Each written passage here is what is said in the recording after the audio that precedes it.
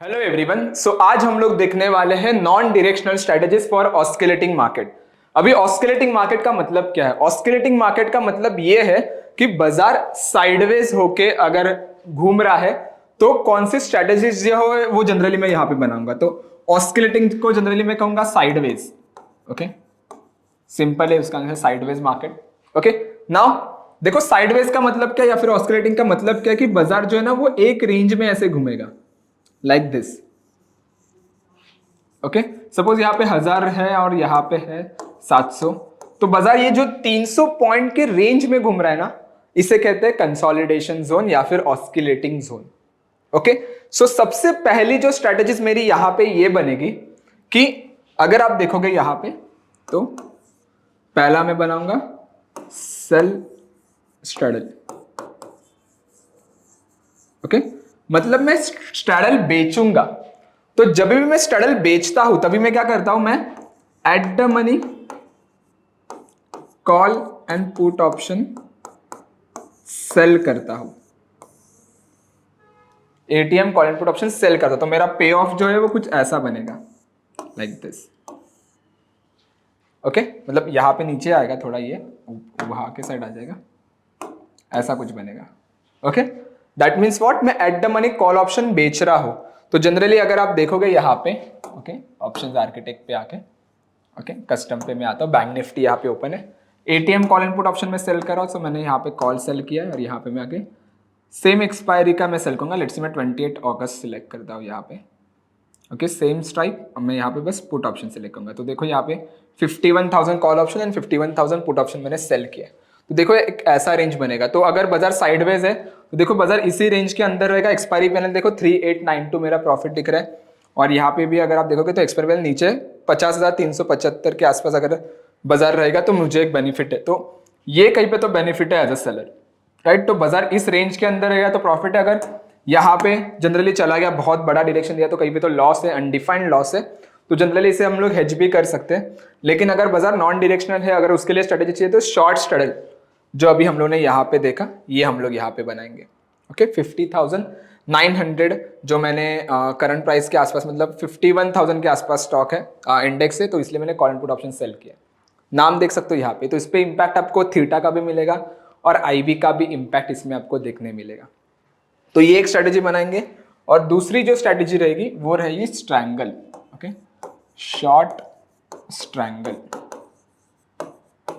Okay, short strangle का मतलब क्या है कि मैं OTM call and put option sell करता हूं। ओके, सो जब भी मैं OTM call and put option sell करता हूं तब मैं क्या करता हूं, कुछ आपका पे ऑफ कुछ ऐसा बनेगा। देखो ये चीजें ऐसा कुछ बनेगा। ओके, सो बाजार अगर अगेन इस रेंज के अंदर रहा तो आपका बेनिफिट है। इसमें आपको थीटा का भी बेनिफिट मिलेगा और इसमें आपको टाइम का भी, मतलब ओवरऑल डेज टू एक्सपायरी का उसमें ही आ गया, और बाजार साइडवेज रहा तो बेनिफिट है।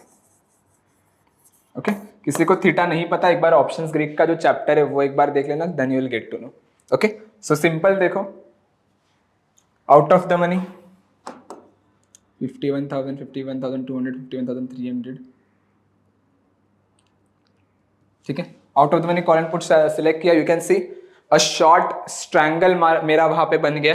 देखो ये चीज, ओके, अगर बाजार इसी रेंज के अंदर रह रहा है तो मेरा प्रॉफिट है।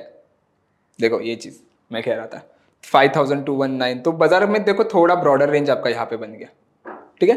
तो ये जनरली बेनिफिट है आपको। इसमें आपको थीटा बेनिफिट मिलेगा, साथ में आपको बाजार साइडवेज रहा तो बेनिफिट आपको इसमें मिल रहा है। तो नेट नेट ये क्रेडिट स्ट्रेटेजी आ रही है क्योंकि हम लोग सेल कर रहे हैं, बाय नहीं कर रहे। तो प्रीमियम हम लोग बाजार से ले रहे हैं। ओके, सो इसका जो इंपैक्ट आएगा एट द मनी पे ही अगर बाजार रहा एक्सपायरी तक, बहुत अच्छा बेनिफिट है। लेकिन धीरे धीरे अगर डायरेक्शन ले रहा है तो थोड़ा थोड़ा प्रॉफिट कम हो जाएगा। ओके, लेकिन रेंज आपका बड़ा बन रहा है।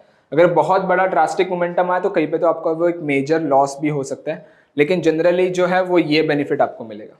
ओके, तो कभी भी देखो ऑस्किलेटिंग मूवमेंट पे है या फिर साइडवेज बाजार है तो हम लोग जनरली प्रेफर करेंगे to go with the short straddle या फिर शॉर्ट स्ट्रैंगल।